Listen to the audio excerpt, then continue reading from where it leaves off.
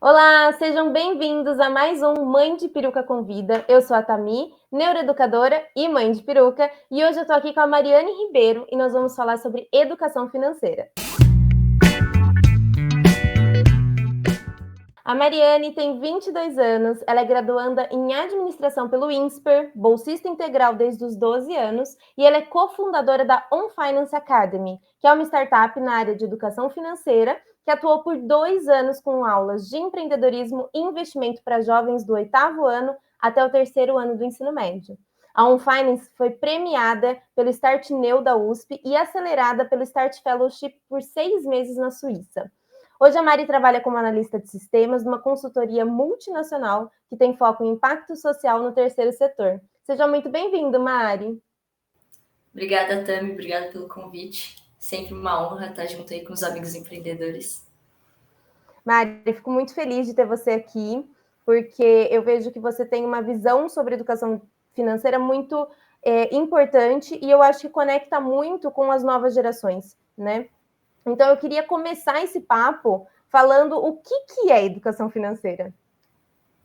Perfeito, Tami. Essa é uma discussão que a gente tinha constantemente, né? Porque é um mundo muito vasto e às vezes as pessoas acham que é puramente você pegar o seu dinheiro e investir o seu dinheiro. Mas e todo o resto que ronda essa decisão? A gente tem diversos tipos de investimento, não só aqueles da Bolsa de Valores também, que são muito falados. E hoje, quando a gente fala de educação financeira, é muito fácil dizer, pega o seu dinheiro e investe, mas que dinheiro? A gente está falando de uma população que tem mais de 75% das famílias endividadas, criança com cartão de crédito, com Pix, nunca viu uma nota na vida, não tem essa tangibilidade do dinheiro, e o mais difícil hoje é essa tangibilidade de sonhos, porque não adianta você investir sem propósito, investir aleatoriamente. Então, acho que a educação financeira é um pouco de tudo. A gente começava desde de socioemocional, de entender algumas questões, tanto do eu quanto do eu na sociedade, da sociedade em si, para depois começar a introduzir, para falar de dinheiro e muita macro, micro, né? As taxas, como que isso tudo está envolvido, para você tomar uma decisão final e o que isso vai te trazer de vantagens no futuro.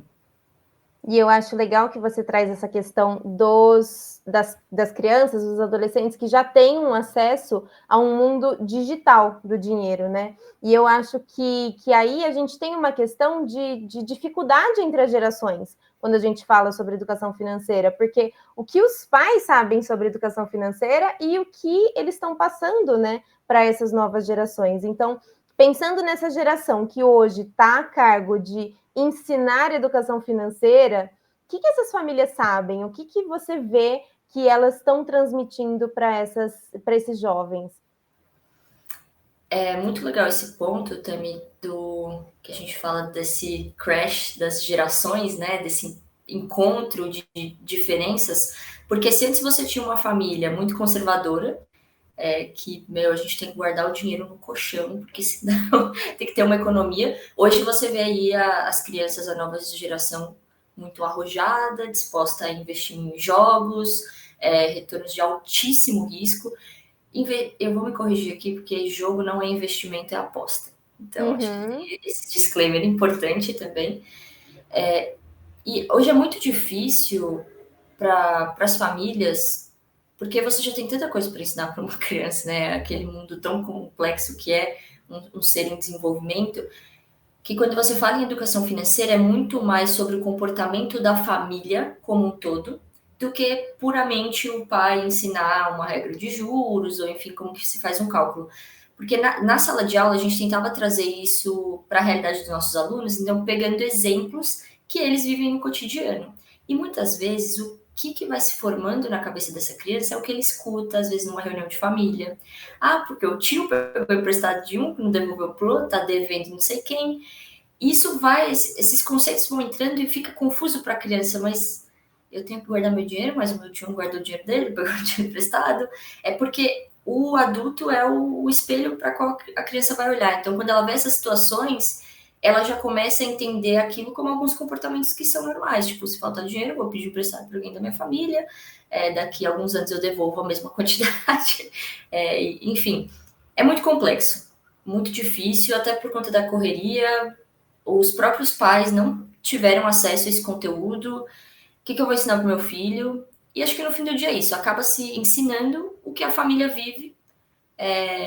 Óbvio que os pais sempre vão tentar mostrar para o filho que o melhor caminho é você estudar para conseguir, primeiramente, ter essa entrada de caixa e depois ir cuidando do seu dinheiro, construindo um patrimônio.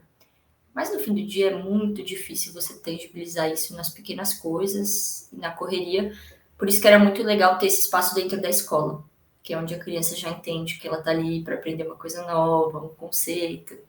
E aí a gente vai adaptando as atividades para coisas do dia a dia, para que a criança consiga ir aplicando dentro de casa, né? Seja no mercado, na hora de fazer um trade-off, uma escolha entre as coisas que vão ser compradas, até realmente entender que existem custos.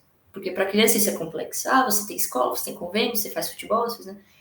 Quanto cada uma dessas coisas custa e cada uma dessas coisas custam e por que talvez eu não possa te dar um boneco de R$ 500 que você viu na loja.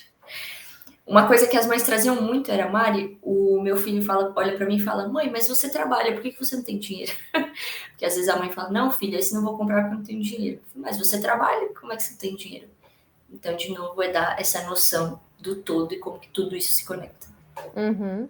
E eu acho muito legal que você traz essa questão da escola, né? E foi o trabalho da Finance levar essa educação financeira para as escolas, porque eu vejo a escola como uma grande parceira das famílias, né?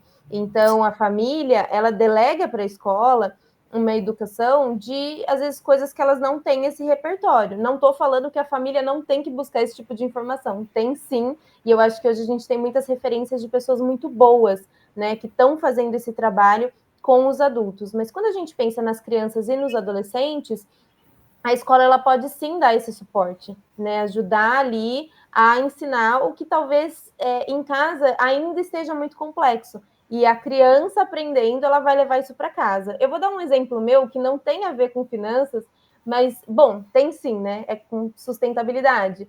E foi algo que eu aprendi na escola, que era uma coisa que não acontecia na minha casa. E na escola eu criei essa consciência, eu entendi e implementei na minha casa, que foi separar o lixo. Então, ali nos anos 2000, não era tão comum que a gente separasse o lixo reciclável do lixo comum, né? Acho que foi até antes, dos anos 90, fim dos anos 90. Então, eu chegava em casa e estava tudo misturado. E aí eu fiz, né, a minha família comprar uma lixeira separada para a gente colocar os recicláveis. E isso virou tão comum para minha família hoje que eu saí de lá, eu não moro mais lá, mas a minha família continua com as lixeiras separadas, fazendo essa separação do lixo. E foi uma informação que eu aprendi na escola e trouxe para minha família. Então eu acho que a gente tem muitos ganhos, né, nessas situações quando a gente aprende na escola. E outra coisa que eu acho muito legal, o aprender, né, de uma forma muito de acordo, né, com a faixa etária deles, com a linguagem deles. E aí, Mari, eu te pergunto, porque a gente tem um desafio. Hoje tem muitas escolas que estão com soluções de educação financeira, então acredito que quem está assistindo a gente pode falar: ah, meu filho tem educação financeira na escola e tal. Mas como que está esse mercado de educação financeira dentro das escolas? Como que estão essas soluções, essas abordagens? Elas são abordagens que contribuem realmente, né, para o desenvolvimento desse aluno dentro das habilidades, né, de educação financeira, ou às vezes é algo que só está muito no teórico? Perfeito, Tami. Acho que não cabe a gente também sair criticando, acho que cada escola está tentando fazer o seu melhor, mas é complexo, porque às vezes a escola fica muito presa a uma grade comum curricular, eu vou ensinar juros, eu vou mostrar para ele como que multiplica, como que divide, e no fim do dia, não é isso que vai ajudar essa criança a tomar uma decisão financeiramente consciente. Acho que esse era o nosso grande ponto. Como que a gente ajuda a dar insumos para essa criança, para que quando ela precise tomar uma decisão, ela faça isso de forma consciente, entendendo os prós e os contras. Óbvio que as ferramentas de cálculo, elas são legais e vão ajudar. Mas tem tantos nuances, tem tantas camadas. E nesse exemplo que você contou, da reciclagem, é muito legal porque, pensa, hoje se eu falo para a criança, olha, chega lá na sua casa, separa os tipos de lixo, legal. Chega lá na sua casa, pede para o seu pai a fatura do cartão, pega 3 cores de marca-texto e vamos olhar o que é custo essencial, os tipos de custo. O que é fixo, o que é variável, o que é essencial. Muitas vezes os pais não querem que a criança tenha acesso a isso. E hoje em dia, quando se fala de educação financeira, a gente vê muitas tarefas sendo passadas da seguinte maneira: olha, você vai dar uma mesada para o seu filho de R$ 100, o que ele vai fazer com R$ 100? Acho que isso entra até um pouco em outras práticas que a gente vem vendo no mercado de como que você insere a criança no mundo real e não só fica dando para ela, tipo, ah, não, porque você é criança, toma isso aqui.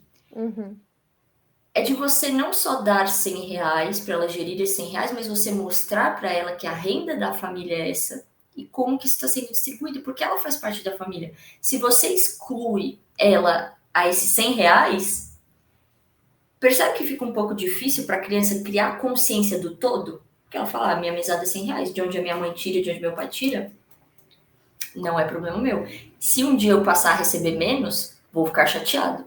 Como assim? Por que a minha, o meu valor diminuiu? Então, acho que é legal a gente começar a explorar outros tipos. Eu sei que é complicado, né? Tem muito mindset da família, coisas que às vezes as pessoas não querem fazer, mas esse é um exemplo de como é mais complexo você inserir algumas atividades nesse sentido. E aí, quando a gente fala da escola, a escola sabe disso. Porque para a escola já é tão difícil fazer essa gestão com os pais, às vezes nem a agenda, essa era uma das principais reclamações. Mário, o pai não tá olhando nem a agenda, ele não tá vendo nem quando é que é a reunião. Como é que eu vou ficar mandando 1000 coisas para serem feitas em casa? Então, acho que falta um pouco mais essa conexão. E é, de novo, complexo. Porque todo mundo tá ali naquela correria do dia a dia. Então, acho que eventualmente as famílias vão precisar começar a escolher as prioridades. E a abordagem que a gente tinha na On Finance era de olhar para a criança como um ser em aprendizagem. Você tem as nossas turmas, né, elas eram ali de oitavo a ensino médio, então muitas vezes misturadas. Eu não posso dar um conteúdo bobinho. Assim, ah, Joãozinho foi comprar uma casa de R$ 100. Gente, uma casa não é R$ 100 nunca. Usar valores reais é importante para dar consciência para a criança. Olha, aqui na zona norte da sua cidade, uma casa dessa forma é mais ou menos tantos reais. Faz essa pesquisa, olha no seu bairro. Tem alguém vendendo? Quanto que é uma casa? Elas têm noção? Quanto que custa a sua casa? E a sua escola? Então, é fazer esse tipo de exercício onde a criança consegue, de certa forma, com mais autonomia, ter acesso a esses dados. E, de novo, sempre pensando em dar insumos para que lá na frente, quando ela precisar tomar essa decisão, ela consiga olhar e fazer uma balança, né? Nunca vai ter certo ou errado. Óbvio, tem gente que fala, ah, é melhor alugar do que comprar. Depende. Qual que é a realidade? Qual que é o seu sonho? Se o seu sonho é ter um imóvel, ter seu patrimônio, por que comprar é pior do que alugar? Então, acho que tem todos esses nuances. E aí eu acho que entra também muito essa questão de que a visão das pessoas sobre o dinheiro influencia nisso também, né? Porque o dinheiro, ele é a nossa forma de se manter em sociedade, né? E ele dá acesso a várias coisas. E quando a pessoa não tem muito essa visão, né? Parece que ou tudo é muito custoso, é tudo muito difícil, não vale a pena, sabe? Como você falou da questão da casa. Mas se comparar, por exemplo, numa cidade que realmente alugar seria a melhor opção financeiramente, mas como você falou, tem o sonho da pessoa, ela quer aquele imóvel, ela quer ter aquele bem dessa forma, por que não, né? Então eu acho que entra muito num respeito às individualidades, mas também dando ferramentas para que você possa tomar essa decisão. Que não seja uma decisão que você simplesmente tomou, decidi comprar porque era o que eu queria. Tá, não, mas eu analisei tudo, ainda que eu quisesse, fiz essa análise e tomei a decisão levando em consideração o financeiro e o meu emocional também, né? Então eu acho que Perfeito. isso é muito legal também. Sim. E se a decisão final for eu quero comprar, então que a gente tenha planejamento. Isso. Você não vai chegar amanhã, pegar um financiamento, um empréstimo absurdo no banco, no qual você vai pagar umas 3 casas, para comprar essa hoje. E isso era uma das atividades que a gente mais fazia, é esse trade-off, essa escolha entre o que eu quero ter agora e o que eu posso esperar. Porque no fim do dia, é tudo sobre esse fluxo de caixa e sobre o valor do dinheiro. Então, assim, como que ele vai destoando ao longo do tempo? Se você quiser comprar agora, de qualquer forma, você vai pagar mais caro. Tipo, eu quero agora pegar um Uber. Mas o Uber tá demorando, vou pagar um táxi. Você vai pagar mais caro. Porque tem essa correlação entre o tempo e o dinheiro. Então, isso era uma outra pauta que a gente também frisava bastante. E completando o que eu já tinha dito, e acho que é o que às vezes a escola peca um pouco, é de não trazer isso para a criança como se a criança não entende direito. Gente, a criança entende coisas que a gente, né, nem imagina. Então, explica para ele da forma que é, da forma que realmente acontece. Se a gente está falando, por exemplo, desse, mas por que então o táxi agora vai ser mais caro? O que está envolvido? Mas então por que o arroz aumentou o preço? Porque. Não, você vai ter que explicar tudo. Porque pensa no produtor, porque tem a taxa de juros, como é que a economia roda, o mercado, quais são os players, quem está ali decidindo cada coisa, como que as empresas estão tomando decisão. São coisas complexas que de primeira a criança vai olhar, ela vai ficar assim, meu Deus, que legal. Porque se você traz uma coisa muito básica, ele não vai entender, provavelmente ele não vai entender tudo, mas gera essa curiosidade. Então, muitas vezes a gente trazia termos, nomes do mundo de investimento, que depois os alunos tinham, professor, eu pesquisei isso, e eu achei isso, e tem esse cara. E aí ele começa a perguntar pra gente, assim, tanta coisa que às vezes a gente nem sabia. Falou, boa pergunta. Esse banco específico, nessa lei específica, eu nem conhecia. Vamos pesquisar juntos? E aí entra um outro ponto, que é o professor precisar ser o detentor de toda a verdade. É muito difícil isso às vezes. Muitos professores não querem trabalhar uma temática que você não se sente 100% confortável. E aí você vai criando uma barreira com um aluno. Eu sentia muito isso. Por sermos muito jovens, a gente ia assim, na cara e na coragem, e falava, olha, muito legal isso aí, não sei, vamos pesquisar, abre o Google, joga, olha, tem isso, essa notícia. E era até legal, porque a gente conseguia ver, essa notícia aqui tá estranha. Olha, compara com essa diferença de valores. Qual que é a verdadeira? Não sei, vamos ver uma fonte melhor. E às vezes, quando o professor fala assim, não, mas eu tô certo. É isso aqui, ponto, acabou, tá escrito em pedra. Pra criança não. Hoje em dia eu sentia que o que mais gerava engajamento na sala era essa afronta. Porque pra eles era muito legal olhar e falar, não, professor, você não sabia disso, mas eu sei. Isso gerava essa gana de aprender e de ir muito além, e aí eles chegavam em casa contando termos malucos pros pais, e os pais ficavam tipo, meu Deus, o que estão dando na escola pra essa criança?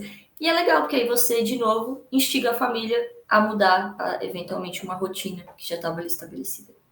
Isso é muito legal, Mari, porque quando você fala dessa postura do professor, eu sei que educação financeira nas escolas, nem sempre esse professor que está lá, ele tem todo o conhecimento sobre isso, até porque, como a gente já falou, as gerações anteriores não tiveram uma formação dentro disso, né? A gente foi aprendendo na marra, apanhando, errando, acertando, conversando com outras pessoas. E hoje, principalmente depois que surgiu, né, a internet, os cursos online, o YouTube, tem muita gente muito boa ensinando muita coisa legal. Assim como tem muita gente também ensinando muita asneira sobre esse assunto, né? Eu acho que a gente tem que saber filtrar aí.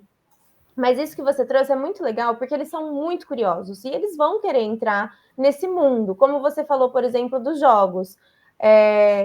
Eu imagino um debate ali na sala de aula, e aí, vale a pena investir em jogo?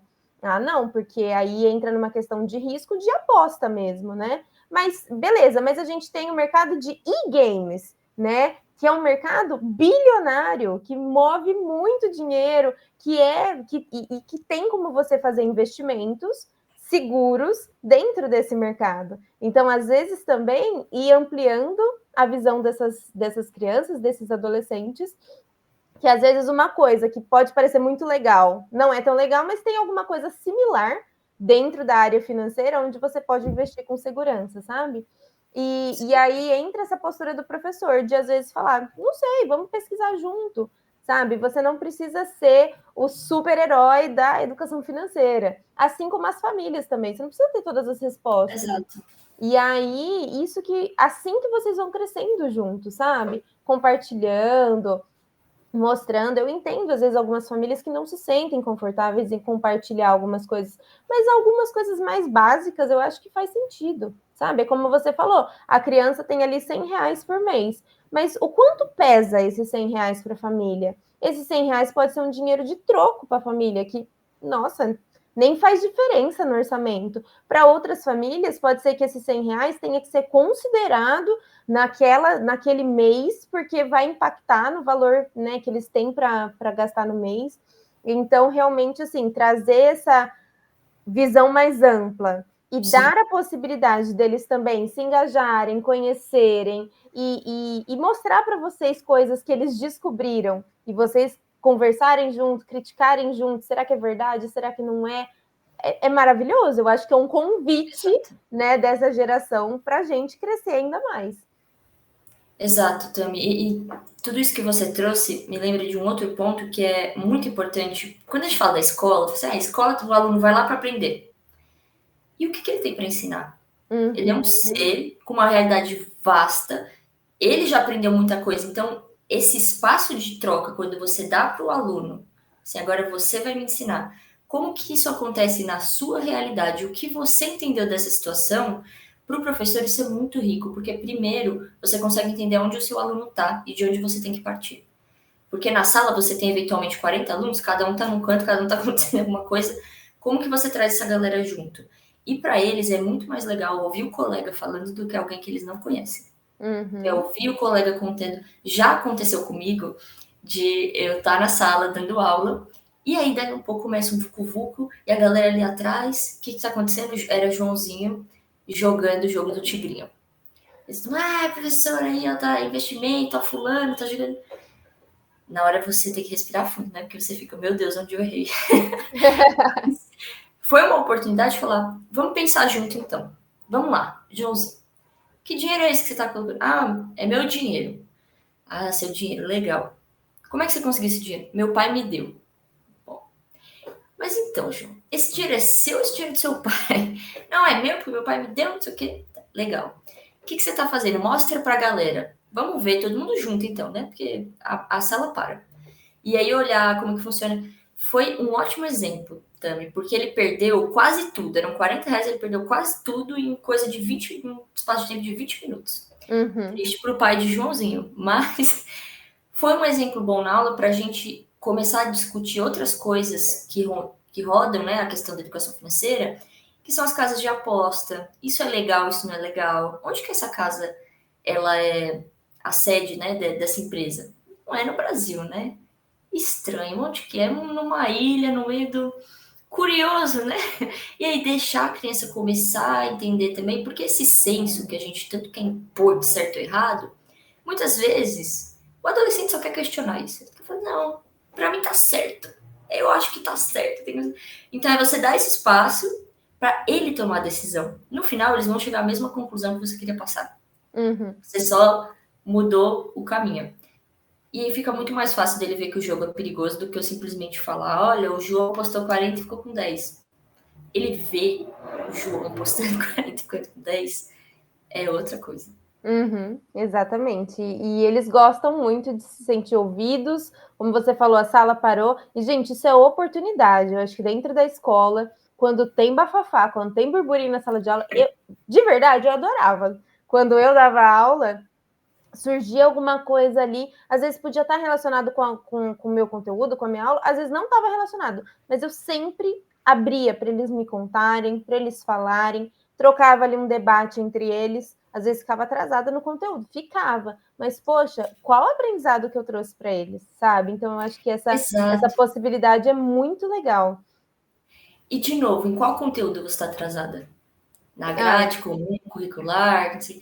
Imagino que essa criança não tem a oportunidade de aprender. Então, é óbvio que as escolas precisam, né, seguir essa base, mas é uma linha tênue do aprendizado que aquele aluno consegue ter dentro de sala de aula. Uma outra coisa que eu gostava de fazer era sentar junto com eles, na mesma altura.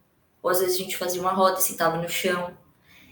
Porque às vezes quando a gente se coloca muito de novo, nesse espaço da verdade, não, essa história não cola para eles, principalmente quando a gente fala de adolescente do ensino médio. Eles estão uhum. cansados. Eles querem, tem vestibular, tem toda essa esse peso já nas costas deles, e eu via os meus alunos muito machucados com a pandemia. Cicatrizes, assim, escancaradas, de quão foi difícil para uma criança ali na puberdade, onde tudo está aflorando, você está preso, enjaulado, fica aí no seu quadrado, não pode sair, não pode fazer nada. Uma defasagem de aprendizado imensa, e você como educador ali no ambiente de escola, você tem que contornar, tem que seguir, você não pode parar, porque daqui a pouco tem o vestibular, de qualquer jeito ele vai ter que fazer. Então, tinham esses desafios também. Uhum. E Mari, eu vou querer voltar na pandemia, mas só queria fechar a parte da escola, né? Porque eu acho que a gente tem que falar na pandemia quando a gente fala de educação financeira, não tem como a gente deixar de lado, né? Mas para a gente fechar assim essa questão da educação financeira da escola, né? O que esse aluno ele precisa de base para entender o que é educação financeira? Então, eu vou dizer que é esse espaço, é o espaço para troca. Porque a matemática ele já vai ter, isso é padrão, ele vai aprender eventualmente aí no decorrer do curso. Mas é esse espaço para colocar o que para ele já tinha de conceito de educação financeira, que é, o meu tio pegou emprestado, tal, o que acontece, que é um juros, né? E poder construir em cima daquilo que o educador está trazendo. Para ele ter, de novo, ele precisa ter insumos para tomar uma decisão. E acho que você vai perceber que a criança entendeu quando você fala assim, olha, fulano, uma situação real, vamos comprar uma casa na Paulista. E aí? Ele pode simplesmente escolher um imóvel na Paulista, como ele também pode ir para Sumaré e falar, não, professor, na Paulista é muito caro. Mas nessa região, você percebe que a criança está tendo pensamento crítico. E é isso que a gente precisa como adultos. Pensamento crítico, de novo. Não vai ter certo ou errado, vai ter o que você vai decidir. E você tem que estar preparado para arcar com o peso e com as consequências da sua decisão. Se você estiver perfeito, acho que a escola cumpriu o papel e a família vai construindo isso junto, e no final é assim que você vai formar um indivíduo. Porque lá na frente, quando ele for decidir o que ele vai fazer com o dinheiro dele, não vai ter professor, não vai ter mãe, não vai ter pai olhando e falando, não, isso aí tá errado, isso aí tá certo. Vai ter ele, sozinho, com o pensamento crítico dele, com as ideias dele do que é certo e errado, para tomar uma decisão. E acho que no fim do dia o que a gente precisa é que as pessoas não estejam endividadas. Assim, dívida todo mundo vai ter, mas que seja uma dívida boa. E não uma bola de neve que você nunca vai conseguir sair. Sim, exatamente. E eu concordo muito que aí você dá ferramentas para o futuro dele, né? Como você falou, vai chegar um momento em que ele vai estar sozinho. E eu acho que entra também as crenças sobre dinheiro, né? Que às vezes cresce a vida inteira ouvindo, é muito difícil ganhar dinheiro, nossa, dinheiro não dá em árvore. E aí a pessoa realmente vive nessa ideia de que, nossa, que difícil, eu tenho que trabalhar demais para ganhar, sabe? E quando você tem esse olhar mais amplo sobre o que é a economia, o que é o dinheiro, como as coisas funcionam, como é o mundo, né? Eu acho que é mais fácil a gente se libertar, né, dessas crenças, assim. Totalmente. Então, isso eu acho que é muito importante. E aí, Mari, eu queria retomar essa questão da pandemia, né? Porque a pandemia mexeu muito com esses jovens. Eu acho que a gente teve, primeiro, a questão de nos privar de estar com outras pessoas, de poder sair de casa, e toda vez que a gente saía de casa, a gente voltava com aquela aflição do tipo, será que eu estou trazendo um vírus comigo? Lava a mão, higieniza tudo. E então esse é um primeiro ponto. E eu acho que o segundo ponto também é que muitos jovens perderam pessoas, né? Perderam amigos, perderam familiares. Então é algo que mexeu muito com o emocional deles.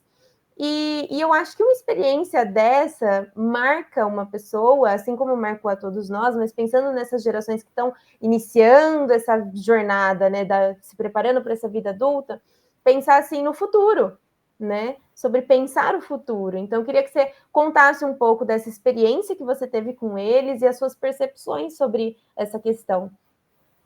Perfeito também. Como a gente falou lá no começo, quando a gente vai introduzir a temática de educação financeira, é muito importante você explorar primeiro onde esse aluno está, em termos de que para ele é educação financeira, e falar de socioemocional. Qual que é o propósito do dinheiro? Para que serve o dinheiro? Ah, beleza, é só para gastar, é para comprar coisas. E o que, que essas coisas significam para você? Quais são os seus sonhos? E aí, nesse momento, foi onde mais me doeu. Foi ver uma aluna de 12 anos falando, não tenho sonho. Assim, caramba, você tem certeza? Não, não tenho sonho. E ali na hora você tem até que ter jogo de cintura pra você não ficar com essa cara, né? De. E agora? Mas esse pra mim foi o impacto mais gritante. Também é as crianças não terem perspectiva. De falar assim, cara, pode ser que amanhã venha outro Covid. Vai saber o que vai acontecer. Tipo, essa incerteza que ela sempre existe, a gente tem que saber lidar, tem que ter resiliência. Mas num grau, para uma criança tão exacerbado que, de novo, ela tem que estar, ela tem que entender a realidade. Só que veio assim, e se pra gente já foi péssimo, imagina pra eles. Que também não, às vezes não conseguiam nem entender de onde que estava vindo, era tanta informação, era tanta coisa, verdades, mentiras. E foi ali um processo que deixou muitas marcas. De pensar no futuro, de falar de faculdade, de tudo parecia tão distante, sabe? E tá Uhum. muito perto. Quando você fala de uma criança do oitavo, já tá assim, um pé para a faculdade. E até essa questão, mas vai fazer faculdade? Para que eu vou fazer faculdade? Tipo, o que, que vai acontecer? Essas incertezas todas, acho que isso foi o que mais pegou. Fora, às vezes, a dificuldade deles de criar relações, de criar vínculos. Ficou um pouco complicado, era tudo muito mais virtual. O uso do celular já era uma coisa que já pegava nas escolas. Pós-pandemia, então, não tem como evitar. Você tem que aprender a jogar o jogo deles. Uhum. Equilibrar, mas não tem como, tira o celular, ninguém vai usar o celular. Não adianta. A criança vai levar dois. Ela vai te dar um e ela vai usar o outro. Porque, enfim, acho que é difícil falar sobre a pandemia. Acho que para o ambiente educacional foi um desastre. Foi. Mas o que mais pegou foi essa questão dos sonhos. E aí, quando você vê uma criança que ela tá presa, ela não tem perspectiva, a incerteza é altíssima. Aí ela, o que ela tem ali para ela de diversão é a internet. O que, que ela estava vendo na internet nesse momento? E aí entra um ponto que a gente discute muito quando se fala de educação financeira, que é a ostentação. É um monte de outras pessoas, ricas, milionárias, comprando carro, não sei o quê, fazendo rifa de Porsche, a galera gastando R$ 1.000 em rifa de Porsche. A Porsche vale mais que a sua casa. O que você vai fazer com isso? Você vai ficar para você? Não, e entra naquela questão da educação financeira, porque se você tiver um Porsche, você vai ter que pagar o seguro, o IPVA, né? E todos as manutenções, e isso não passa na cabeça deles. Por isso que é tão importante a gente trazer essa visão Exato. ampla, né? Exato. E para eles, qual que é seu sonho? Aí você já não tem sonho, aí você vê o cara, aí você vai ver esse cara muitas vezes, sei lá, ele simplesmente deu sorte, bombou na internet, ele não tem faculdade, ele não tem nada. Como é que você. Sabe, é muito difícil, porque quando você tem uma pessoa bem-sucedida que tem uma trajetória, você olha a trajetória dela, onde ela errou, onde ela acertou, enfim, o que, que ela fez para chegar ali. E quando é do nada? Uhum. Eu fiz um vídeo no TikTok, bombou, hoje eu sou milionário, tenho uma mansão em Alphaville. Mas sabe o que entra isso? Por mais que eles sejam, né, ricos, eu acho que ainda assim é uma falsa imagem de riqueza. Por quê? Quando eles atingem esse patamar, principalmente esse pessoal de internet, eles começam a ganhar as coisas. Então não é que ele comprou as roupas daquela marca, ele ganhou daquela marca. Não é que ele comprou aquele carrão, ele ganhou da marca do carrão, sabe? Ou de alguém que comprou e deu para ele. Então eu acho que fica muito estranho, porque principalmente as pessoas que geram muita riqueza ali dentro de internet, sem considerar as pessoas que fazem um trabalho sério. Eu acho que tem muitas pessoas que fazem bons trabalhos e trabalhos muito sérios dentro da internet, mesmo que às vezes seja dentro da área do humor e etc. Mas tem pessoas, como você falou, que deu sorte ali, todo mundo achou engraçado aquele vídeo, começou a surfar na onda, um empresário chegou e falou: vem na minha cola, vamos ficar rico. e a pessoa começa a ganhar. Então, pensando ali, né? Pensando às vezes numa influencer, ela posta o look do dia. Tá, mas o cabelo que ela fez do cabeleireiro que deu o cabelo para ela. O brinco, o colar que ela tá usando foi o presente de uma marca. As roupas foram presente de outra. Então, a gente olha tudo isso e fala: nossa, eu quero ser como essa pessoa. Mas não é que essa pessoa trabalhou para poder comprar. Ela simplesmente chegou num patamar que ela começou a ganhar, né? E eu acho que isso é um sonho para esses jovens, mas não é a realidade que a gente vive, né? E eu acho que muito pior do que isso também, porque, por um lado, é até legal que você olha e fala, ah, eu quero ser que nem esse cara, porque você tá mirando alto. O problema é o que esse cara fala para essas crianças. Uhum. Que, eventualmente, isso foi há pouco tempo atrás, foi um grande tema discutido, onde as pessoas falaram, não, mas eu tô falando para quem quiser ouvir. Eu não me responsabilizo, cada um faz o que quer. Aonde está essa responsabilidade de quem é? Cara, esses adolescentes olham para essa figura, cara, que legal, tudo que ele tem e tal. E o que ele escuta dessa figura? Olha, joguinho aqui, você lança o foguete, não sei o quê. Olha essa rifa aqui, não sei o quê. Quanto mais você comprar, mais chance tem de ganhar. O número da rifa é só 5 centavos. E, sabe, é tanta coisa que a criança não consegue processar direito e fica essa falsa impressão. Porque, de novo, é isso. Você não consegue saber se ele trabalhou ou não para ter aquilo. E muito pior do que isso é o que você está recebendo, que é, então joga aqui tal coisa. Hoje eu fiquei 2 horas. E o pior de tudo também é que eles falam. Hoje eu sentei aqui no sofá 2 horas e fiz tantos mil reais. Como se fosse assim. E o pior de tudo é que nesses jogos, no começo, você realmente ganha. Uhum. Porque é para aprender, eventualmente assim. Mas aí a pessoa começa a ficar viciada e ela acha que é aquilo. E como você falou, existe essa ideia de que trabalhar é muito difícil. É muito difícil você conseguir esse carro, até você chegar lá, você vai ter que ficar a vida inteira trabalhando. E às vezes a criança escuta isso do pai. Tipo, vou enricar nunca, né? Como se o propósito da vida fosse só enricar. O que é riqueza? Isso era outra coisa que a gente discutiu. O que é riqueza para você? É uma Porsche? Ou é você ter dinheiro para viajar com a sua família? É você ter acesso a bons lugares de educação, boa saúde, um convênio? O que é riqueza? Por que a riqueza é só isso? É só o cara, é a ostentação? É isso que vocês querem? Todo mundo aqui quer a mesma coisa: ficar rico, milionário, viajar de jatinho e. Qual que é o seu impacto no mundo? Qual que é o seu sonho? Você queria ter algum impacto no mundo? Se sim, qual? Eu seria cientista. O que você faria? Aí às vezes vem umas ideias muito loucas. Sei lá, eu inventaria uma fruta que nasce. Isso é legal porque isso é possível. E a educação pode te levar até lá. Eventualmente, no meio do caminho, você vai ver que não era uma fruta, era, sei lá, uma vacina. Você deslancha. Quando você fica nessa ilusão, nessa coisa do impossível, é intangível, é muito difícil. Como é que você cria passos para chegar? Porque quando a gente fala de educação financeira, é tudo planejamento. Como que eu planejo a sorte? Como que eu planejo um vídeo bombando para eu ficar milionário? Então, tá aí mais um dos grandes desafios da pandemia, que era lidar com todas essas questões. E Uhum. acho que no fim, também, eventualmente, a gente não vai conseguir. Não vai extinguir isso, não vai acabar, não vai. Infelizmente, vai ter gente que vai continuar caindo, vai continuar perdendo dinheiro. É triste, mas é a realidade. E é assim que eles ganham dinheiro, né? Em cima da perda dos demais.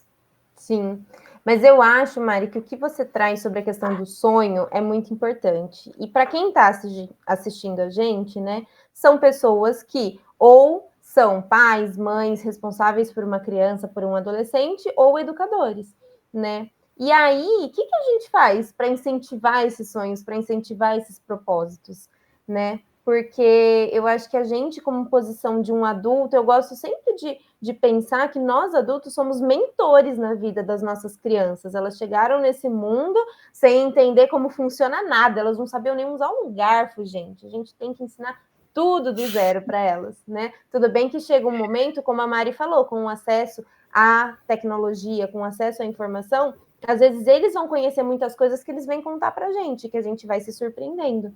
Mas e aí? Como que a gente age como mentores na vida dessas crianças para incentivar esses sonhos, para incentivar esses propósitos? Eu diria que é perguntando. Perguntando e apoiando. Porque muitas vezes a gente quer dar resposta. Ah, fulano, vai lá, faz medicina, faz direito. A sua criança gosta disso? Ela quer isso? Ela quer fazer faculdade? Isso era uma questão que, às vezes, quando você discute no meio acadêmico, mas tem que fazer faculdade. Sim, é o caminho mais tradicional, é o que vai te levar, eventualmente, mais rápido, mais longe. Mas, às vezes, gente, não é isso que a criança quer e não adianta. Quanto mais você quiser empurrar, mais ele vai refutar e vai odiar aquilo, vai querer se distanciar daquilo. Eu conheço exemplos até dentro da minha família que queriam ir para o esporte. Por que não? Porque não ganha. Médico ganha mais dinheiro do que quem faz esporte. Mas é a felicidade dessa criança, é a felicidade desse ser humano, a realização dele. Então é fazer essas perguntas. Ah, o que você quer ser quando crescer? Num dia ele vai querer ser jogador de futebol, no outro ele vai querer ser outra coisa, tá tudo bem. Assim, ah, mas por que você quer? Ah, porque eu quero ser que nem o Neymar. Ai, que legal. E para ser bom que nem o Neymar, o que você tem que fazer? A escolinha de futebol só? Ah, escolinha de futebol. Ah, mas se você quiser. E se o futebol não der. Vamos supor que assim. Acho que é bom evitar esse não. Tipo assim, ah, não. Uhum. Ah, mas e se. Vamos supor que o clube fechou. E aí? Será que tem outro clube? Teria alguma outra coisa que você faria além disso? Ah, eu faria biologia. Por quê? Porque eu acho os animais marinhos muito legais. Nossa, que legal. Você conhece alguém que foi para essa área, que se deu bem? Aí a criança vai pesquisar, ela vai achar informação, e de novo, ela vai ter insumo para tomar uma decisão. Quando você impõe, e assim, eu fiz recentemente essa pesquisa com alguns amigos, eu perguntei, como que você escolheu o seu curso? Para várias pessoas que conheciam. Ah, então, na época tal, a minha mãe falou, Daniel, a grande maioria foi por conta do pai e da mãe. Em peso. Uma amiga minha muito próxima, o pai dela é professor de Kung Fu. E ela também queria ser professora de Kung Fu para levar isso para mais crianças, porque para ela isso fez muita diferença. Só que o pai dela falou: não, pelo amor de Deus, faz isso não para não dar dinheiro. E ela foi para outra área. Ela falou: ah, mas eu vou fazer o quê? E, ah, sei lá, fisioterapia. E ela foi fazer fisioterapia. Ela tá feliz, tá legal, mas sim, percebe o impacto que a gente tem nessa decisão é muito grande.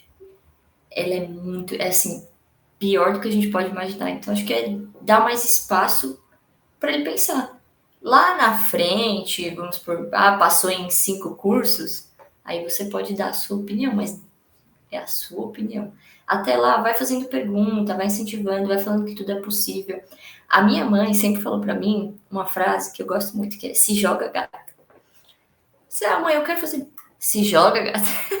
Mãe, eu quero fazer, se joga, vai, faz. Isso me ajudou a ir muito longe. Eu nunca pensei que eu teria tantas experiências internacionais como as que eu tive a oportunidade de ter. E a minha mãe nunca falou pra mim, ah, não, você tem que sair do país. Eu falei assim, ah, mas tal coisa. Se joga. Então, se às vezes você não tiver, sabe, incentiva.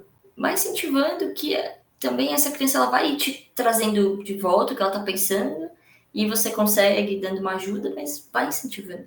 Porque as coisas vão acontecendo e uma oportunidade gera outra, que gera outra e as coisas vão fluindo. Não, eu concordo muito com isso. E eu acho que é muito bonito a gente dar espaço para o outro florescer, porque a gente precisa lembrar que os nossos filhos não são a gente. As crianças da nossa família não são você, os seus alunos não são você.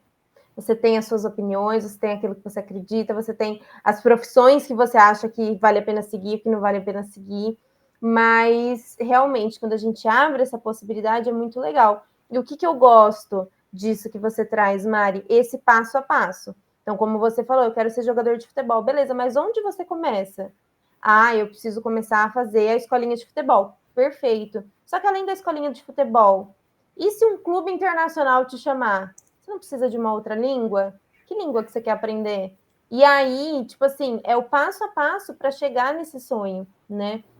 Então, eu acho que a gente também trazer essa possibilidade para as crianças de enxergar que não é simplesmente eu quero, eu consigo.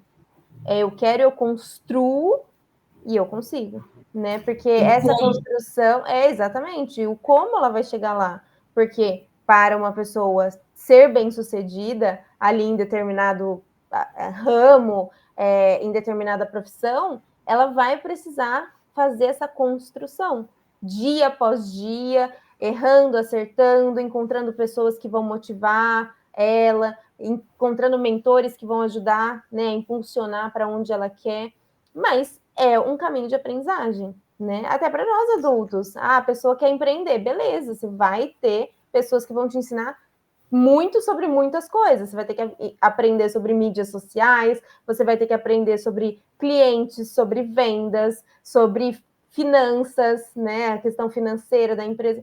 Poxa, é muita coisa para organizar. Então, quando a gente pensa nisso, né, nesse passo a passo para conquistar esse sonho, é muito legal também. E outra coisa que eu fico pensando, Mari, acho que é o último ponto, assim, para a gente já ir encerrando, é que tem muitas crianças, né, que às vezes começam a fazer alguns cursos. Então, vai fazer um curso de dança, um curso de violão, e acontece muito de às vezes começar, passa alguns meses, já não está muito mais afim. E eu sempre conversei com muitas famílias que reclamavam muito disso. Porém, é uma experimentação muito válida, porque por mais que não seguiu no violão, tá? Mas ele passou ali 3 meses entendendo como funciona um instrumento musical, como que é ali essa questão de transformar uma partitura em som, sabe? Então são habilidades que essa pessoa, né, que essa criança adquiriu nesse período. E ela não se identificou com isso. Beleza. Então, se ela quiser fazer outra coisa, quer fazer uma luta agora. Beleza, vai para a luta. Então, o que é muito legal? Não vá fechando. Eu sei que tem custos envolvidos, né? Porque às vezes você tem que comprar um monte de coisa para a criança poder realizar aquilo. Porém, eu acho que é muito válido incentivar sempre, não tá mais afim? Tudo bem, então. Entender os porquês, né? Por que não tá mais afim, mas ir deixando ele experimentar, porque isso é muito válido, sabe? E é ali que ela pode encontrar uma paixão. Exatamente. Acho que a vida é tentativa e erro. É para todo mundo. E isso entra, de novo, numa coisa que eu já falei, mas que é muito importante a gente também ser aberto com a criança e falar, não sei. Boa pergunta, vamos pesquisar. Não sei. Você sabe? Também não sei. A vida é assim, tipo, porque se você falar, você começou a fazer balé, agora tem que ficar no balé para sempre. Por quê? Para você também foi assim? Você começou uma profissão, ficou na profissão o resto da vida? Muito provavelmente não, né? Por que a criança tem que ficar? Uhum. Então, acho que é fazer essa comparação sempre, né? Por que a criança é obrigada a fazer isso, tipo, sendo que você também não fez, você também não gostaria de ter feito? Só porque você vai mandar nela? Você manda, de fato, você manda nela, mas de novo, isso que você falou, a experimentação é muito rica. Para mim, uma das experiências mais enriquecedoras da minha vida, de longe, foi empreender. Porque é completamente, tipo assim, multicurricular. Você tem que saber um monte de coisa, você tem que se virar nos 30. Eu também já quis ser um monte de coisa, já quis ser cantora, já quis ser várias profissões. E você vai entendendo, e muitas das coisas que eu tinha como verdade no começo da minha carreira, hoje mudaram. Falei, não, a gente tem que ser generalista, porque você tem que conseguir trabalhar com tal. Hoje eu sou especialista, porque acabo trabalhando com um nicho específico. Então essas verdades, elas vão se desconstruindo, tá tudo bem. E eu acho que é muito mais rico uma pessoa que teve um leque de experiências e que consegue se adaptar a todas elas, do que a pessoa que fez aquilo ali a vida inteira, é quadrado. É muito mais difícil quando você é adulto você se adaptar. A criança, aqui ó, vai rapidão, você troca, você não tem muito a perder. Agora, se a sua vida inteira foi aquilo, você chega com 40, 50 anos, você quer mudar, a chance de você conseguir um emprego em outra área, você vai ter que começar, cara, é muito difícil. Então, de novo, não é impossível, mas olha o nível de complexidade envolvido que vai ter de tudo que você já construiu na sua vida. Você vai ter família, vai ter N coisas. O jovem não tem isso. Vai, arrisca. Vai errar, provavelmente vai dar errado, está tudo bem, porque vai dar errado um degrau para poder, eventualmente, né, uma oportunidade muito maior dar certo. E esse dar errado, Mari, é algo que eu venho desconstruindo também na minha vida, porque, principalmente, acho que a escola impõe muito isso, né? Existe o certo e o errado. E o errado, ele é abominável. Você não pode errar. Porque, por exemplo, numa prova, se você erra, você perde pontos. errou, tá? Sabe? Então o erro ele é muito condenado, né, para as crianças, para os adolescentes, e até mesmo tem adulto que também não se aceita de errar. E eu não me aceitava muito de errar, né? Aquela tendência ao perfeccionismo, e uma coisa que eu venho construindo. Então, toda vez que eu errava, que eu falhava, comecei a mudar o meu olhar, como, poxa, mas o que eu aprendi disso? Ah, eu aprendi que fazendo certa coisa dessa forma não dá certo. Então, poxa, foi um aprendizado, sabe? Lógico que tem situações e situações, níveis de complexidade maiores ou menores. Mas, no geral, dá sim para a gente errar e dá para aprender. Dá sim para aprender Com muita certeza. coisa, né? Isso que você falou é verdade também. Acho que às vezes falta em nós adultos senso crítico. Porque a Uhum. gente acha lindo falar que eu sou uma profissional resiliente. Como é que se constrói resiliência? Fazendo tudo bonitinho, dando tudo certo, tudo Sendo maravilhoso. perfeito. Cara, tipo, você mesmo tá se contradizendo. Para ter resiliência, você tem que tá tudo errado, tem que. E é isso. O dar errado é muito mais do que pode ter sido errado naquela hora, né? Porque você queria passar em tal coisa, não passei, deu errado. E o aprendizado. Por que que você não passou? Hoje em dia as pessoas pagam milhares de reais para assistir palestra da galera para falar basicamente o que deu errado na vida delas, Uhum. para aprender com os erros dos outros. Então, por que você não pode aprender com os seus próprios e se permitir errar? Então, isso é muito complexo. O ser humano é uma caixinha de surpresas. Sim.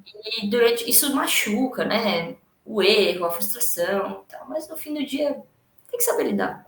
Então, para construir resiliência, depois vai ser muito bonito contar essa história. Mas na hora, dói, você fica com ódio, você quer desistir, você quer largar. Eu já quis largar as minhas bolsas de estudo por várias razões. Minha mãe falou assim: você não tá nem louca? Você não tá, não tá ficando maluca? Tipo, olha essa oportunidade e tal, não sei o quê. E foi o melhor que ela pôde fazer na hora. E foi o que me ajudou. Eu falei, minha mãe tá certa, bora pra frente. É você Uhum. também, porque às vezes a gente fala, ai, tá, isso aqui é muito ruim. E quando você vai analisar, não é tão ruim quanto parece. Sim. Enfim, são soft skills que são muito difíceis de você ensinar sem permitir a criança viver. Uhum. Tem Exatamente. que dar esse espaço.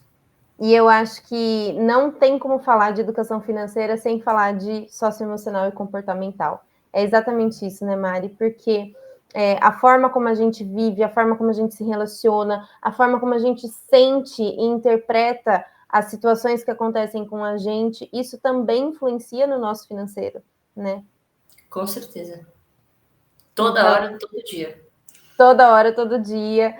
E eu Existe uma acho, cadeira que estuda só isso. Economia sério, comportamental. Por que o ser humano é assim? Quando a gente faz os cálculos macroeconômicos, você parte do princípio de que o ser humano é racional. De que ele vai fazer a melhor escolha. Mas no dia a dia, o que é a melhor escolha? Então, se você for voltando, você vê que é subjetivo e que é muito do seu comportamento que vai ser definido pela sua vivência. Onde você nasceu, onde você cresceu. Inclusive, esse é um dos fatores que a gente usa como proxy. Proxy é tipo assim, quando você não tem um indicador exato, né? Você pega um parecido para tentar analisar aquela situação. E o seu CEP, onde você nasceu, é um dos indicadores mais precisos para ver o quanto você vai conseguir crescer na vida, quanto você vai ganhar de dinheiro no futuro. Por quê? Porque são as suas experiências que vão ser definidas ali. Se você está num lugar onde você não pode ser, você não pode crescer, você não pode, não pode, não pode, vai te podando a vida inteira. Quando você está num lugar onde você pode tudo, muitas vezes porque você tem dinheiro, você pode tudo. Você vai poder tudo. Inclusive, nem se você não quiser, você vai poder tudo. Porque você está uhum, fadado a poder tudo. Então, isso para mim é muito legal. É como a família ajuda, né? Eu vim de um background de família humilde. A gente não tinha escola particular, essas coisas. Foi conquistando. É bolsa, precisa de bolsa, então bora ganhar bolsa. Ganha uma bolsa aqui, ganha uma bolsa ali.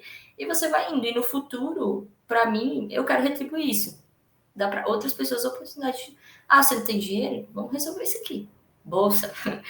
E é assim que a gente vai crescendo. Então, a gente percebe que no fim tudo gira em torno de tentativa e erro e seguir em frente.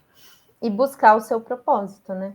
Buscar o seu propósito e impulsionar o sonho, o propósito de outras pessoas, né? Mari, eu amei o nosso papo, eu acho que foi muito legal, assim, e a gente conseguiu trazer uma visão mais ampla sobre a questão da educação financeira, né? Como você falou, não é simplesmente ensinar a calcular os juros, é realmente entender que mundo que a gente está, conectar esse jovem com a realidade dele, situar a situação da família, e sim buscar o como atingir esses sonhos, né, e esses propósitos. Então, agradeço muito por ter trazido todas essas informações, todos esses insights para a gente. Eu que agradeço o convite também, sempre uma honra. E vamos indo, né? Trabalhando sempre. Com Para certeza. tentar construir o nosso mundo melhor. Exatamente. Então, Mari, muito obrigada. Também agradeço a você que ficou até aqui assistindo. Se você gostou desse conteúdo, já compartilha com outra pessoa que você acredita que pode gostar também. Deixa o like e se inscreve no canal, porque logo, logo vai ter mais Mãe de Peruca Convida. Até a próxima!